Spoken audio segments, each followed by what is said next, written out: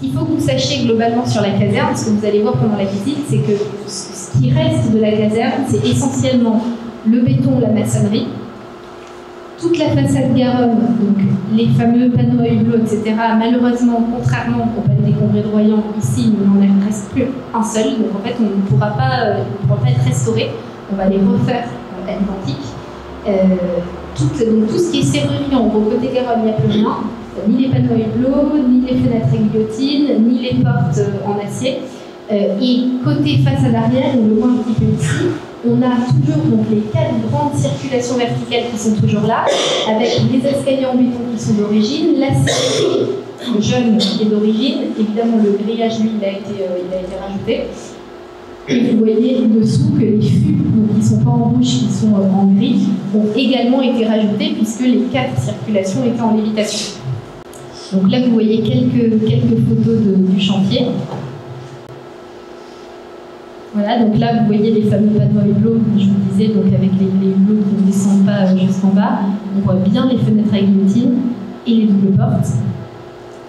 Et on voit aussi, élément important, qui était en fait, des volets roulants en bois qui étaient télescopiques, en fait, donc qui permettaient à la fois de se relever, mais également de s'incliner. Et là, on voit la façade arrière, et là, on comprend en fait la lévitation des 4 circulations qui étaient faites pour que les camions en fait, puissent passer dessous, puisque les camions rentraient par la cour de la Benauge, passaient sous ces circulations, rentraient dans les garages et étaient prêts pour repartir ensuite côté quai pour les interventions. Une vue intérieure des garages, où on voit bien, donc on parlait des panneaux à hublot, donc du bâtiment de logement, mais il y a également les portes à pivot qui étaient faites également avec des panneaux à hublot qui étaient vraiment incroyables et qui amenaient des jeux de lumière à l'intérieur qui étaient fabuleux aussi. Donc on va reconstituer, elles sont elles, donc côté Garonne. Alors un élément important du fonctionnalisme, c'est les mâts. Donc on va retrouver un peu partout et que vous verrez dans la caserne. Donc on les retrouve ici entre la mezzanine des garages et le rez-de-chaussée des garages. Et on les retrouve en fait entre chaque niveau du bâtiment de logement jusqu'à la coursive à l'air libre. Et là, donc, on voit l'espace où on est aujourd'hui. Donc, on voit que les pavés de verre ont été bouchés, bien évidemment. Et les 2 portes que vous voyez, en fait, sont ces portes qui sont ici. Alors, cet escalier, c'est l'escalier que vous avez pris pour monter. Donc, lui, par contre, il a été conservé. La serrurerie a bien été conservée également. Voilà, et ensuite quelques images sur l'intérieur. Donc toujours on voit les panneaux à hublot, la fenêtre à guillotine, la cheminée, on en verra une, je pense. Il n'en reste pas beaucoup, 2 ou 3, voilà. Et donc l'ensemble de la serrurerie également, hein, qui a été complètement transformée côté quai. Alors, élément important, on le disait ce matin avec mon cadre, c'est la tour de séchage, les tuyaux. Et la tour d'entraînement, donc c'était à la fois donc, tour de séchage et tuyaux, tour d'entraînement, et gymnase à son pied. Donc là, il y a eu une transformation lourde en fait de l'espace sportif parce qu'il y a eu un plancher qui a été construit parce qu'ils ont mis la restauration des pompiers à cet endroit-là. Donc là, vous verrez, vous aurez plus de mal, je pense, à nous repérer dans ce bâtiment parce qu'il a vraiment été transformé avec du lourd. Et ensuite, si on regarde donc, le classement, donc, le classement de la caserne, il intervient en 2014, donc finalement assez tardivement, et beaucoup grâce à Gilles Rago qui est là aujourd'hui. Parce que je pense que s'il n'y avait pas eu tout ce travail sur Claude Ferré, je ne pense pas qu'on aurait réussi à faire ce qui a été fait sur Royan et sur la caserne. Donc vraiment un grand merci. Alors, quand on parlait de l'état existant de la caserne, voilà ce qui a été fait sur la façade Garonne. Donc finalement, tout ce qui est... C'est pour ça que je disais qu'en gros, il reste le béton et la maçonnerie. Parce que finalement, tout ce qui est à l'intérieur, ça a été complètement transformé. Et donc notre sujet aujourd'hui, et qui est un sujet complexe, c'est comment on fait pour que cette caserne de la Benoge, qui est un témoin incroyable du mouvement moderne bordelais, puisse avoir une deuxième vie, puisque contrairement au Palais des Congrès Royan ou à d'autres projets, nous n'avons pas la chance d'avoir réussi à faire rester les pompiers. Donc finalement, ce bâtiment qui ne dormait pas et qui faisait partie de la vie bordelaise s'est éteint temporairement et doit renaître le plus rapidement possible. Il nous semblait essentiel que ce projet qui partirait dans le privé de manière inévitable soit porté par pas seulement un promoteur, mais un constructeur. Et le fait que ce soit une entreprise qui soit avant tout du milieu du bâtiment et qui a aussi une grande expérience dans les projets de rénovation, soit le porteur du projet, ça nous semblait être le meilleur compromis dans la mesure où les pompiers ne restaient pas et où ce ne serait jamais un projet public financé par la ville de Bordeaux. Voilà. Et donc c'est pour ça que depuis 2016, nous travaillons, ça fait un certain nombre d'années, avec EFH Construction et EFH Immobilier pour mettre au point ce projet. Donc nous, on s'est dit, qu'est-ce qu'on peut faire pour que ce projet soit rénové dans son état d'origine, mais puisse avoir une deuxième vie, donc un nouveau programme qui respecte l'œuvre originelle et originale des bâtiments, qu'on puisse, des architectes, qu'on puisse la remettre en état, et en même temps on voulait qu'il y ait une dimension quand même d'accessibilité. Donc aujourd'hui on a un programme qui certes est privé, mais on a trouvé un compromis d'ouverture au public en transformant la caserne en hôtel, en se disant que finalement un hôtel, même si c'est privé, c'est pas du logement privé type Malraux, MH, où il n'y a que des propriétaires privés qui habitent, mais on peut aller dans un hôtel juste pour prendre un café, on peut juste y rentrer, donc c'est plus une dimension publique que si c'était du logement pur et dur. On était quand même contraints par le fait qu'aujourd'hui, la ville de Bordeaux et la métropole ne vont pas mettre d'argent dans la caserne, donc il n'y avait pas de projet public vraiment à proprement parler qui pouvait se passer dans la caserne. Néanmoins, il est quand même en discussion, et peut-être Laura pourra en parler mieux que moi, que les garages, il y a vraiment une vocation que les garages restent un espace accessible au public. Et ça, la ville de Bordeaux est vraiment, souhaite vraiment que la caserne ait cette dimension d'accès au public. Là, aujourd'hui, on a le go un petit peu de tout le monde. Donc on va déposer le permis de construire prochainement. Donc vous voyez un petit peu ici l'intérieur des garages, alors qui n'a pas été extrêmement transformé sur l'intérieur. Il y a juste les portes qui ont disparu. La façade arrière, on en a parlé, il manque la limitation. La tour de séchage, c'est pareil, elle n'a pas été radicalement transformée. Ce qui a été vraiment transformé, c'est le gymnase qui était à son pied, qui était au départ ouvert, il n'y avait pas de plancher intermédiaire, il y avait juste des espaliers en fait à l'intérieur. Et les logements de la rue de la Benoge ont peu été transformés aussi. Après, le tout est dans un état quand même délabrement assez avancé. Il y a des problèmes de fissuration sur les bétons, enfin voilà, il y a des problèmes quand même forts. Mais je dirais que la caserne a été quelque part. Alors, à part qu'il y a la disparition totale des éléments de sa façade quai, sinon, elle a été finalement moins abîmée que le Palais des Congrès, par exemple. Alors pour nous, il y avait trois grands enjeux dans ce projet. Le premier enjeu, c'était de réussir à réhabiliter la caserne de la Benoge selon le projet d'origine, mais en lui donnant un nouvel usage. Le deuxième, c'était de réussir à intégrer un peu de densité dans le site, parce que il faut qu'il y ait une équation économique. Donc ça, vous, c'est une contrainte que vous n'aurez pas dans le cadre de votre workshop, mais qui est une contrainte réelle que nous, on a, c'est-à-dire que la réhabilitation de cet ouvrage va coûter extrêmement cher, et que pour qu'il y ait une équation économique qui soit trouvée et que le projet soit viable dans la mesure où il n'est pas financé par des fonds publics, il fallait qu'on retrouve un peu de densité. Donc c'est pour ça qu'il y a un bâtiment de logement neuf qui va être construit sur le site de la caserne. Et enfin, le dernier enjeu, qui était très important, c'est qu'aujourd'hui, on est dans une caserne, donc on est sur un site qui est exclusivement minéral, dans lequel on a une grande cour de service en enrobé, de manière extrêmement logique par rapport à sa destination, et que demain, on veut saisir l'opportunité de ce projet pour que la caserne fasse partie du projet urbain, fasse partie de la promenade des quais. On veut renaturaliser le site, donc en faire en fait un espace vert. On souhaite que la cour de service devienne finalement un espace vert qui fasse partie du quartier de la Benoge et prolonge la promenade des quais. Ça, on va le voir un petit peu mieux sur le plan masse. Donc là, vous voyez justement le plan masse du projet. Donc, vous voyez que sur ce projet, vous étudiez tous à Bordeaux, donc vous connaissez bien les grands projets d'urbanisme bordelais, mais vous voyez que là, vous avez la promenade des quais ici, donc qui s'arrête globalement ici. Là, on a le café du port. Et l'idée, en fait, c'est que l'ancienne cour de service devienne un espace paysager, renaturé, et qu'on crée en fait une promenade qui vienne relier la rue de la Benoge en passant sous le porche. Je pense que vous êtes rentré par le porche tout à l'heure. Donc qui viennent passer par le porche et relier la rue de la Benoge pour que naturellement en fait, le public soit invité à pénétrer à l'intérieur de la cour de la caserne et à découvrir le patrimoine de la caserne qui aujourd'hui était confidentiel puisque comme je le disais, la façade arrière du bâtiment principal, des garages, de la tour de séchage n'était pas visible. On ne pouvait pas s'en approcher. Alors, ici, en fait, vous avez donc la deuxième phase de la caserne avec les logements donc rue de la Benoge qui, eux, seront réhabilités en l'état en logement pour le coup. Donc, eux, il n'y a pas de changement d'usage, il y a 26 logements et ça restera à 26 logements.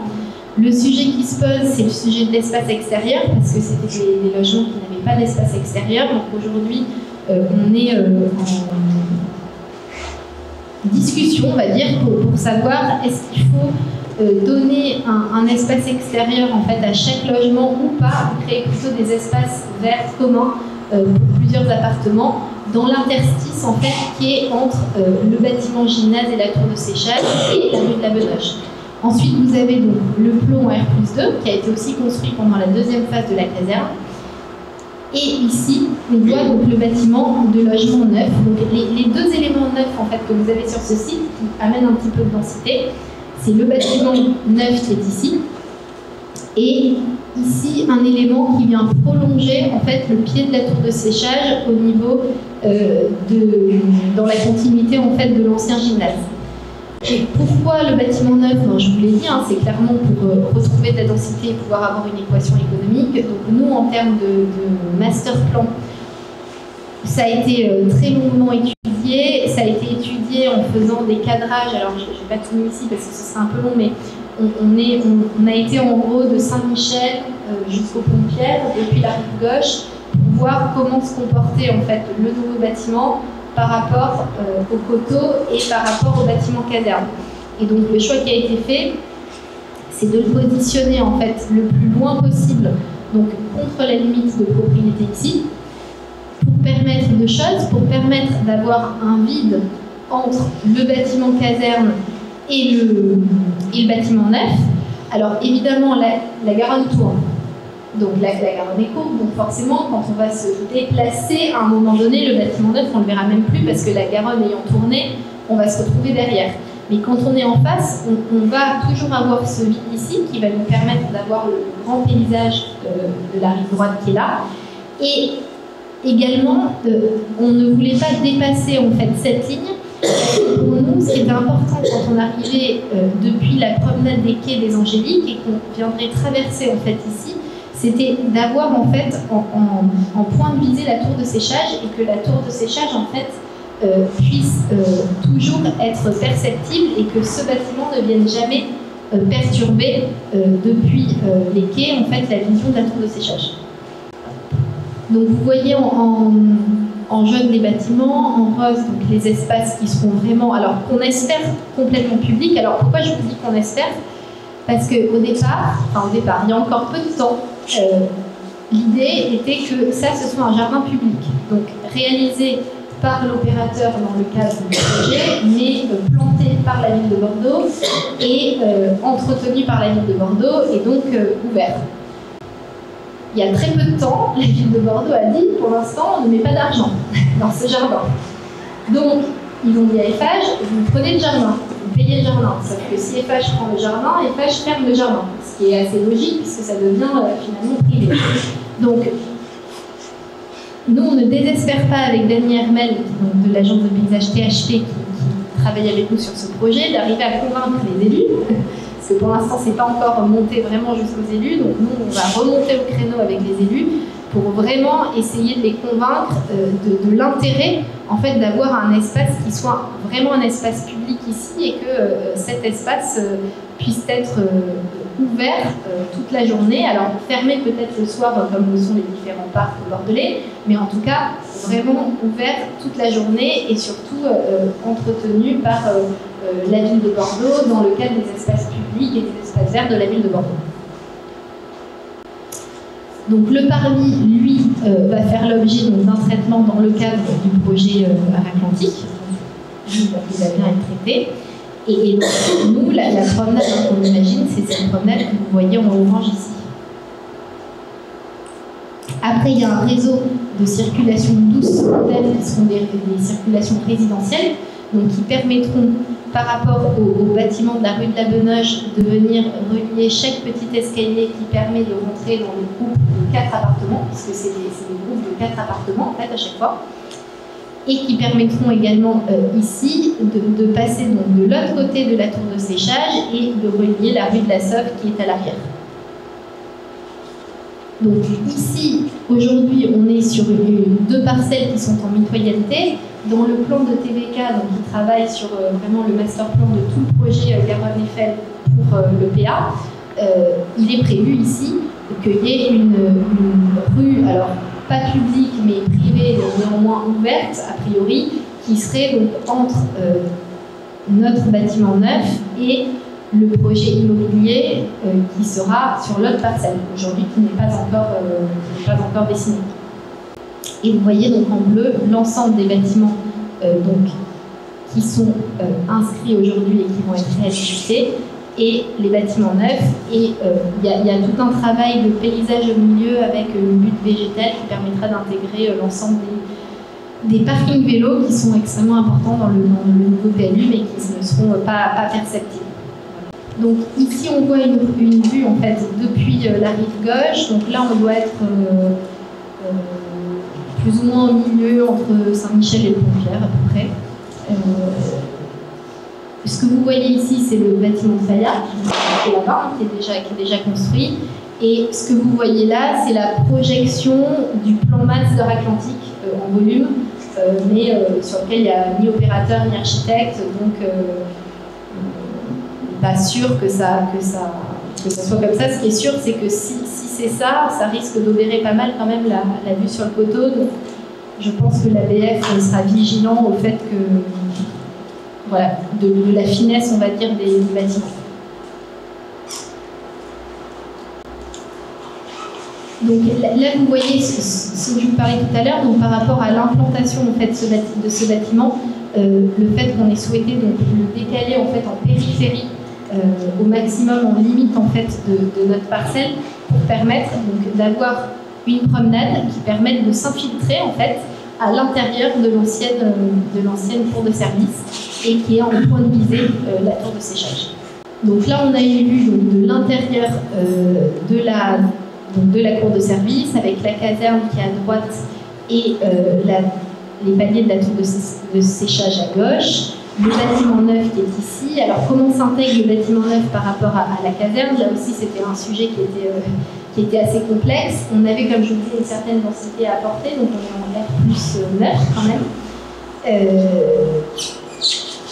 Et on avait tout le sujet des parkings voitures et des parkings vélos qui n'étaient pas simples à résoudre parce que ça pouvait beaucoup pénaliser le projet de paysage en fait. Donc les parkings voitures, ils ont été vraiment réduits au strict minimum, c'est-à-dire bien en dessous des demandes commerciales des phages et en gros au minimum du projet. Donc c'était pas très contraignant à Bordeaux parce que la ville de Bordeaux fait beaucoup pour justement plutôt promouvoir les circulations douces, etc. Donc dès qu'on est assez proche du tramway, globalement on n'a pas un besoin énorme.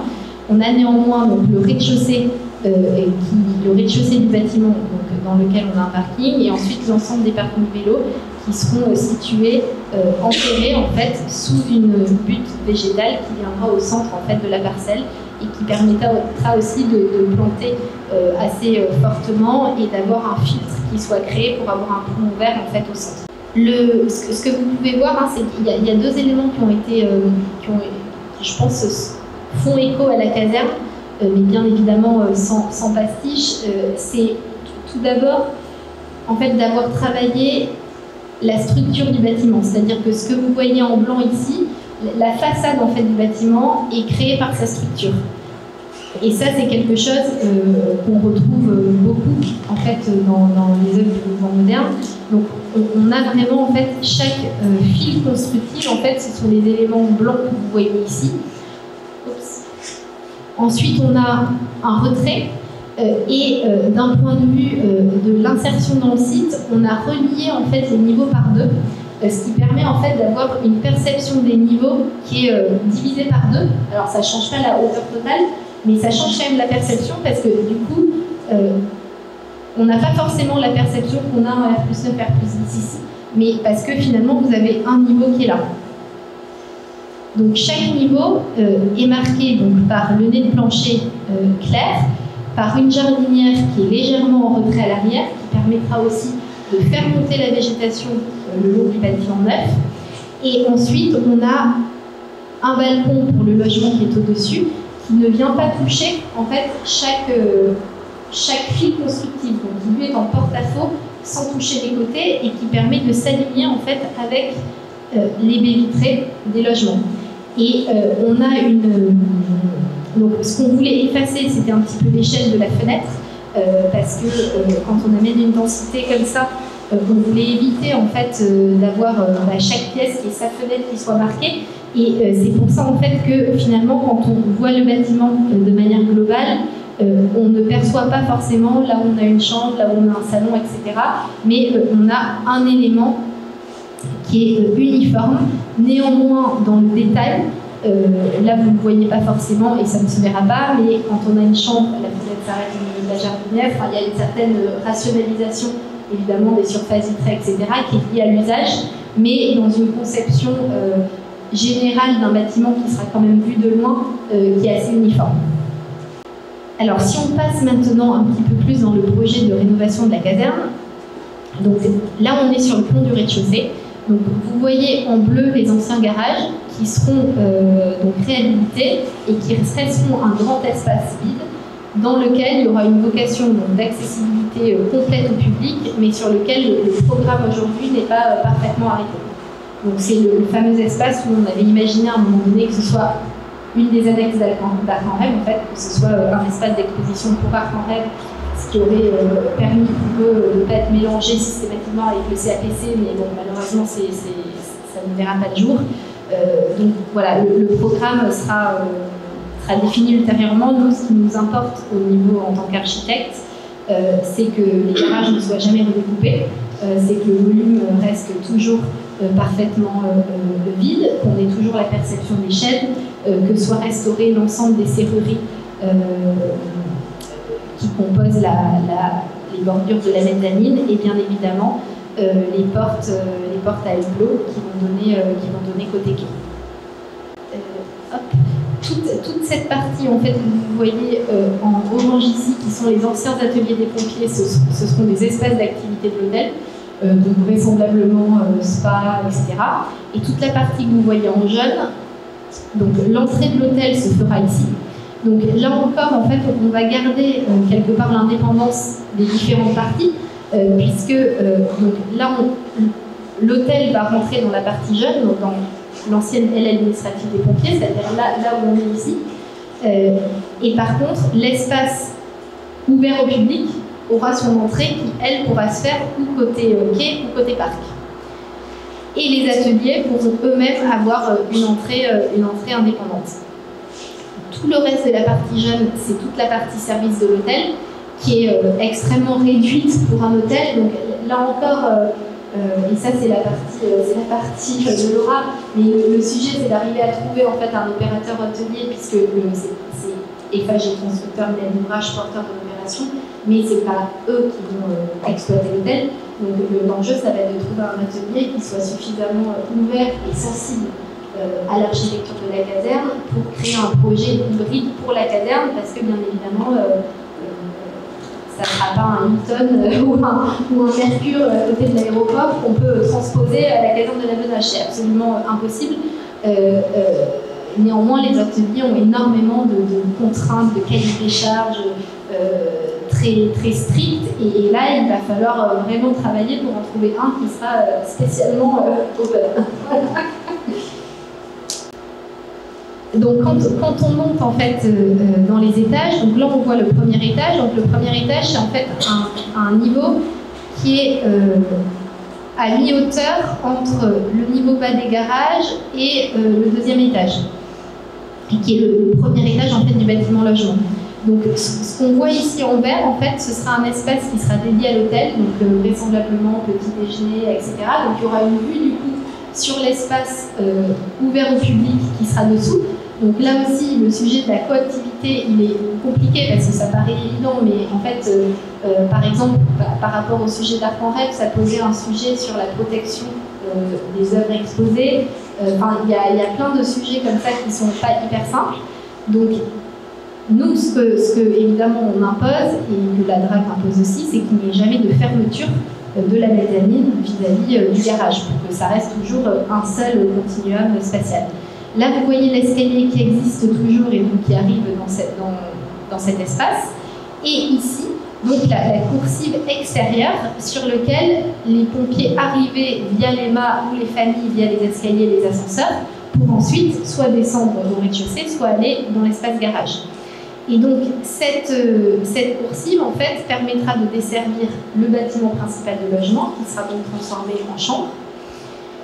Alors, bien évidemment, ça ne peut pas se passer aussi simplement pour un hôtel, c'est-à-dire qu'on ne peut pas se contenter de leur dire, en fait, vous sortez dehors, vous montez 5 marches, et après, vous prenez un ascenseur. Parce qu'il y a des personnes qui peuvent être handicapées, il y a des règles, il y a tout le staff voilà, de tous les gens qui préparent les chambres, etc. Donc, on a trouvé, et je pense qu'il n'y a pas d'autre point en fait, ce point-là, où on monte 2 ascenseurs sur tous les niveaux. Et ce point, il fallait qu'il soit pas trop près du pignon, pour garder le vide et pour garder la lévitation des pilotis, et qu'il soit en retrait de cette file de poteaux, toujours pour qu'il ne soit pas au nu de la façade, pour qu'il soit le plus discret possible en fait, et qu'il ne vienne pas obérer le vide qu'on voit très bien ici en fait entre les garages et les pilotis, et en même temps qu'il puisse desservir la totalité des niveaux, c'est-à-dire depuis le niveau vraiment d'entrée du rez-de-chaussée jusqu'au niveau de la toiture terrasse, on va venir occuper, ce qui n'était pas le cas en fait aujourd'hui. Et ensuite, la partie administrative des pompiers, alors là c'est peut-être le plus simple, puisque c'était déjà un espace dédié à la conférence comme cette salle, administration, etc. Et donc ça sera l'aile administrative de l'hôtel et séminaire de l'hôtel. Donc ça va rester, là ça sera la salle de conférence et des petites salles de réunion. Alors après, le sujet des chambres, donc là c'était pas simple non plus. Donc évidemment, le projet de façade, c'est de revenir à l'œuvre d'origine, donc de remettre l'ensemble des panneaux tels qu'ils étaient au départ. Néanmoins, les appartements étaient beaucoup trop grands pour que ça devienne des chambres d'hôtel. Donc il a fallu en fait, redécouper pour avoir des tailles en fait, de cellules qui soient celles d'une chambre d'hôtel, donc 20-30 mètres carrés, et pas celles d'un appartement de 40-50 mètres carrés. Donc là, comment est-ce qu'on s'est positionné? On a mis en place une circulation donc, côté cours de service. Cette circulation elle va être interrompue parce qu'on voulait absolument garder les marches, donc qui permettent, vous allez les découvrir après, qui permettent de passer en fait d'un étage à l'autre. Donc en fait, en face de chacune des circulations verticales, vous avez deux mâts, le mât qui arrive de l'étage du dessus et celui qui va à l'étage du dessous. Donc les pompiers, quand ils devaient aller très vite, ils prenaient les mâts, et les familles, elles prenaient l'ascenseur ou l'escalier. Et donc ça veut dire que ça crée une contrainte quand même pour l'hôtel qui va devoir à chaque fois dedans, dehors, dedans, dehors, dedans, dehors, puisque les cages d'escalier, elles sont à l'air libre.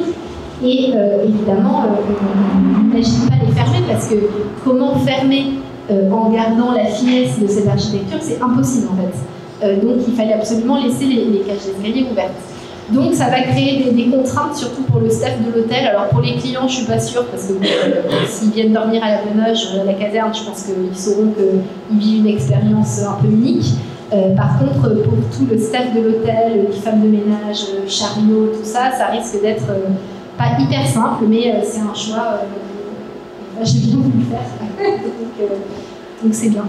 Et donc ensuite, le gros sujet, c'est l'accessibilité au balcon et la vue. Alors là, c'est un peu un combat entre nous, si on se dit tout. Si vous voulez, n'importe qui visite la caserne se dit, mais enfin, pourquoi j'ai pas un mur rideau en verre sur toute la façade? Ce serait quand même vachement bien, je verrais la Garonne, la rive gauche, etc. Sauf que la caserne, elle n'a pas été imaginée comme ça par les architectes. Il y a les panneaux hublot, il y a les doubles portes, il y a les fenêtres à guillotine. Et grosso modo, il y avait une porte-fenêtre par logement qui permettait d'accéder à son balcon.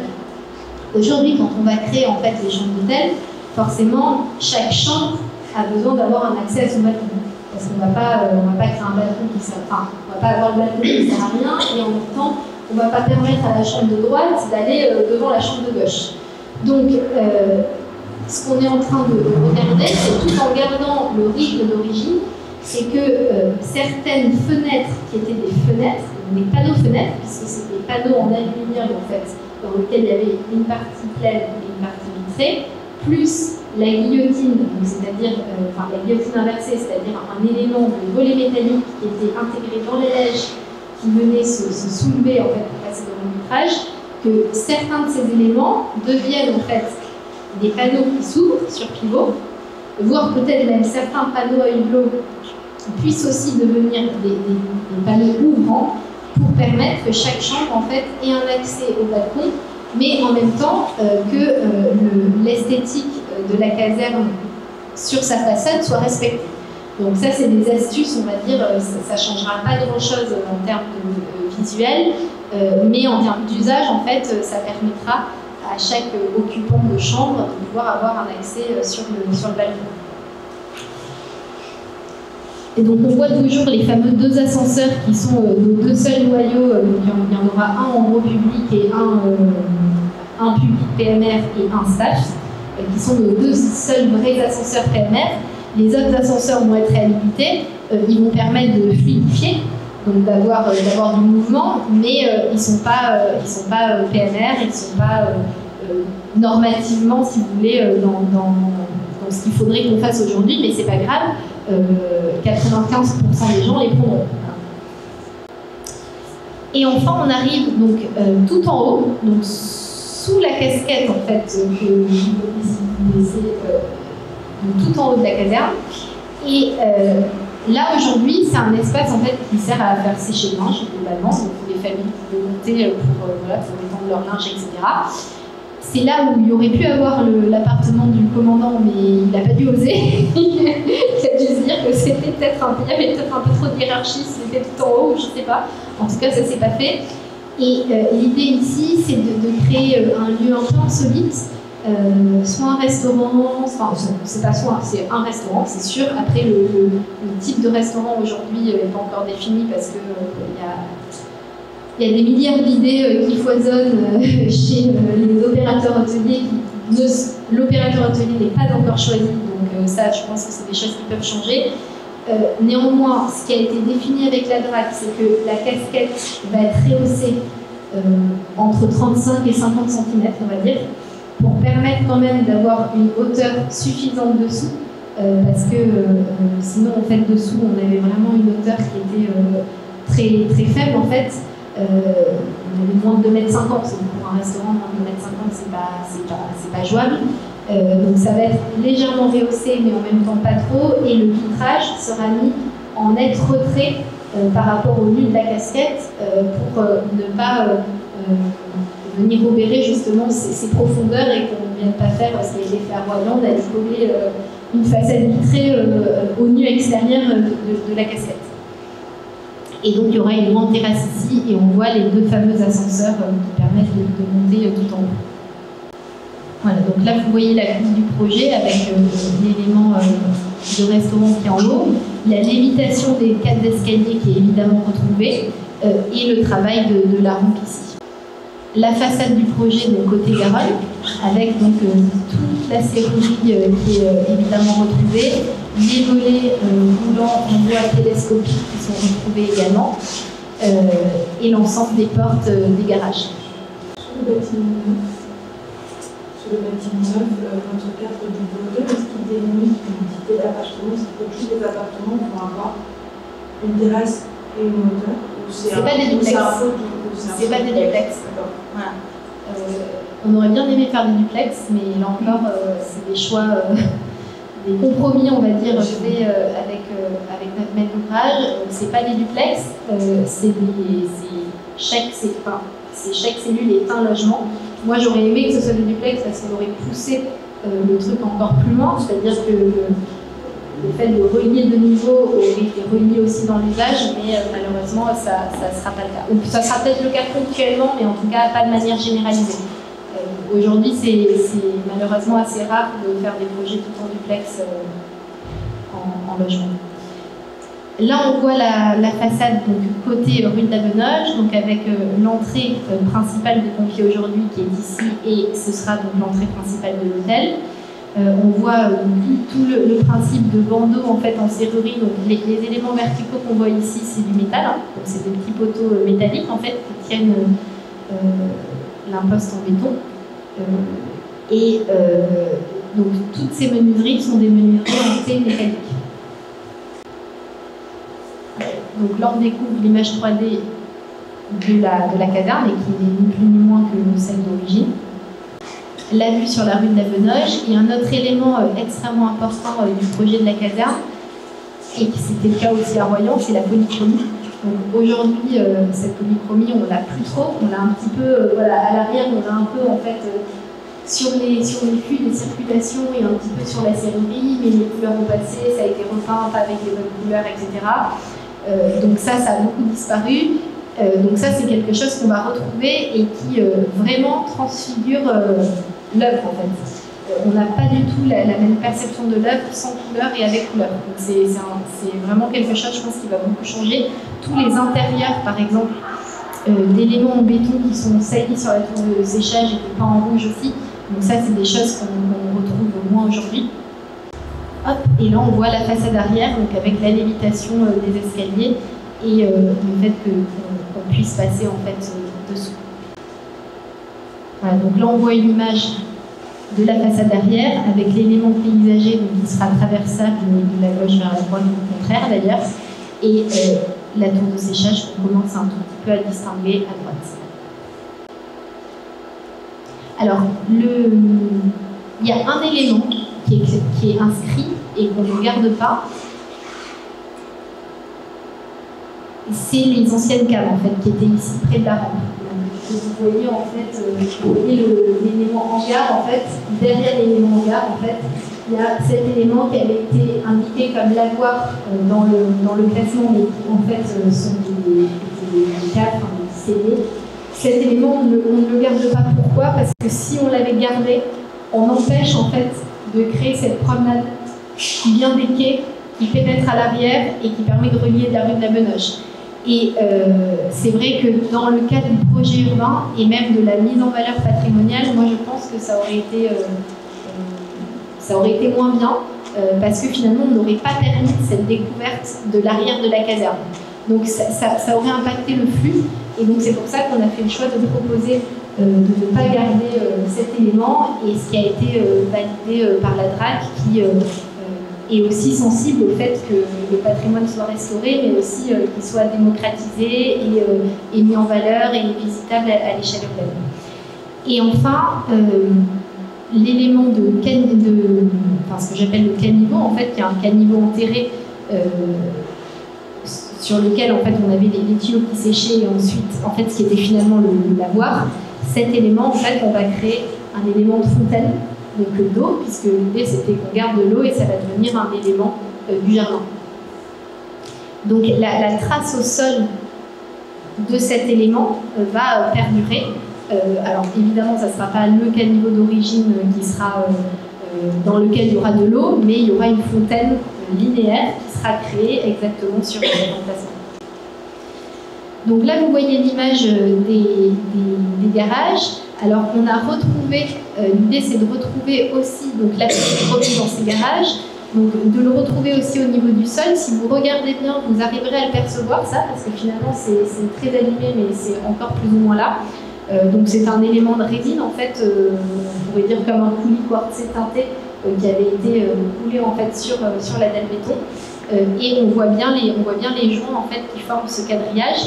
Et ce quadrillage sortait, en tout cas sur les dessins, sortait à l'extérieur de la caserne. Donc on a toujours la polychromie avec certains poteaux qui sont rouges et d'autres qui sont blancs. Et nous, on proposait de venir souligner en fait, les sheds et les mâts par un élément de design en fait, de lumière pour venir intégrer en fait, la lumière de manière contemporaine et de manière à souligner cette architecture pour remplacer en fait les néons plus classiques, on va dire, qui ont été mis dans les garages. Évidemment, les sheds vont être réouverts, ce qui permet d'amener aussi une lumière diffuse à l'intérieur. Et alors après, l'élément qui est nouveau aussi, c'est cet élément verrier qui est là. Alors pourquoi un élément verrier ici? Aujourd'hui, l'enjeu c'est que cet espace garage il soit ouvert et qu'il soit traversable. Et finalement, ce qu'on s'est rendu compte, c'est que comme c'était des portes de garage, donc il y avait vocation à être fermées, à part en départ d'intervention, ça s'ouvrait, finalement c'est très fermé côté garage. Et donc, si on veut créer un lieu accessible et ouvert, c'est pas des portes qu'on peut manipuler pour rentrer. C'est-à-dire qu'on ne peut pas manipuler dès que quelqu'un veut rentrer pour si on crée un espace d'exposition ou un espace lié à la gastronomie ou j'en sais rien, on ne peut pas imaginer que le lieu soit attractif s'il faut manipuler sans arrêt les portes sur pivot et hublot. Donc l'idée c'est qu'on même pas qu'on réhabilite, qu'on refasse les portes à hublot telles qu'elles étaient avec les pivots, mais que côté intérieur en fait on ait un élément verrier qui permettent de pouvoir laisser ouvertes en fait, les portes à hublot et en même temps avoir une fermeture hors d'eau, hors d'air côté intérieur. Alors sur la tour de séchage, donc là non plus, alors tous les programmes vous verrez ne sont pas encore définis parfaitement dans la caserne parce qu'il n'y a pas encore l'opérateur atelier, donc du coup ça c'est des choses qui peuvent un peu évoluer. Ce qu'on sait c'est que l'ambition qu'on a donnée et qui est demandée par Euratlantique, c'est que la tour de séchage soit un espace ouvert au public. Donc aujourd'hui, ce qui est programmé, c'est que ce soit l'espace sportif de l'hôtel. Donc concrètement, soit une petite piscine couverte, soit une salle de sport. La tour de séchage, c'est ouvert. Alors nous aussi, ça consomme bien le stade. Après, il y a pas mal de contraintes de sécurité aussi, donc, parce que c'est pas si large que ça en fait dedans. Donc je ne sais pas si on y arrivera, mais en tout cas, l'idée c'est évidemment qu'il n'y ait pas de plancher intermédiaire pour continuer à percevoir toute la hauteur du bâtiment. Et dans la tour de séchage, on a un jeu de lumière qui est aussi très important. Les paliers de la tour d'entraînement, puisqu'en gros ils s'entraînaient à monter les paliers en passant par les escaliers, évidemment pour nous il n'est pas envisageable de les fermer, donc c'est des paliers qui resteront ouverts. Alors il peut y avoir des activités sportives de plein air, si c'est peut-être, je sais pas, ça peut être des cours de yoga, enfin, on peut imaginer plein de petites choses, mais grosso modo ça ne va pas être l'élément le plus lucratif du programme. La tour de séchage et les paliers, c'est un élément qui est très fort de cette architecture, qui est un marqueur de l'histoire de la caserne et de son passé de caserne de pompiers, mais il faut que ça reste ouvert parce que dès qu'on va vouloir fermer, on va vraiment abîmer l'œuvre et pour le coup c'est quelque chose qui sera visible de très loin. Voilà, donc là vous voyez les dessins de cet espace et l'ensemble en fait des éléments en béton qui sortent et qui font rentrer la lumière à l'intérieur de la caserne, et eux qui sont des espaces qui sont ouverts, qui étaient faits aussi pour pouvoir ventiler. Donc là on voit une vue depuis le palier de la rampe vers la tour de séchage et vers la caserne avec le parc paysager. Et les logements courbes qui assez simplement en fait seront réhabilités à l'identique. Donc ce qu'on peut voir là, c'est que c'est assez simple en fait. Vous avez un escalier qui permet donc de monter sur le rez-de-chaussée qui est surélevé par rapport au niveau de la rue, qui dessert un appartement à droite, un appartement à gauche, et ensuite un escalier à double volet qui permet d'aller au premier étage, qui dessert également un appartement à droite, un appartement à gauche. Donc là, il y a l'élément de serrurerie de la cage d'escalier qui est assez intéressant. Après, à l'intérieur des logements, évidemment, les cloisons ne seront peut-être pas placées exactement là où elles sont aujourd'hui. Selon moi, je ne pense pas que ce soit une atteinte à l'œuvre d'origine dans la mesure où le mouvement moderne, c'est aussi le fait que finalement les cloisons ne sont pas porteuses et qu'elles puissent bouger. Donc aujourd'hui, vous verrez quand on va rentrer dans le logement, les couloirs sont très très serrés. Je pense que justement, on n'a pas forcément besoin d'avoir des couloirs. Donc l'idée, c'est d'en faire quelque chose de plus ouvert, de plus lumineux, etc. Donc il y aura bien sûr un travail à l'intérieur. Mais en tout cas, la cellule de logement n'est pas modifiée. Et là, vous voyez le petit plomb indépendant qui est le seul plomb en fait qui est en R+2, alors que le reste est en R+1. Donc là, vous voyez la rue de la Venoge. Donc là, on retrouve aussi cette polychromie qui est très importante également sur cette rue, avec donc, le travail donc, des menuiseries qui est jaune ici et le travail donc, de maçonnerie qui est peinte en rouge de ce côté. Alors là, moi, la question que je me pose, en fait, c'est la pérennité de la peinture rouge sur la maçonnerie. Parce que autant sur les panneaux métalliques de l'autre côté, on sait qu'aujourd'hui on sait faire des thermolacages qui vont tenir très très bien dans le temps et on n'aura aucun problème. Autant sur tout ce qui est peinture, le rouge ça tient mal. Voilà, donc ça c'est un sujet de pérennité dans l'idée où si on la remet dans son état d'origine, c'est pour que ça dure. Et donc je pense qu'on aura une réflexion à mener là-dessus.